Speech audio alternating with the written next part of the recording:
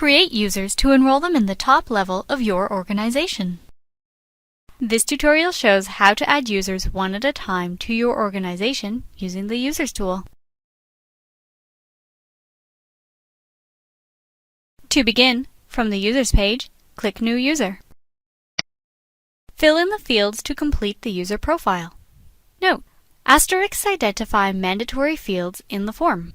Enter an org-defined ID, such as a student or employee number. Then, enter the user's first name and last name. Next, enter the user's email address. You can select whether the user receives an email with their credentials. Select a role from the drop-down list to enroll the user as at the organization level. For this example, we will enroll the new user as a student. Enter a username for the user based on user naming conventions, if applicable, at your organization. Note: if you leave the username field blank, the system creates the username as firstname.lastname. If the username is taken, the system adds a number to the user's first name. You can choose whether you want to set the password manually or automatically by the system.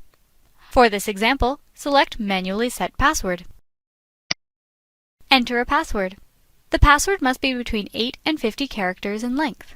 If you don't type a password, the system assigns a 7-character alphanumeric one by default.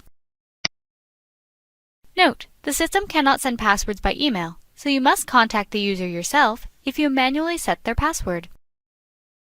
To activate the user account upon creation, ensure Make User Active is selected. When you are ready, click Save. Now that you have created the user at the organization level, you can enroll them in other org units. Create users to enroll them in the top level of your organization.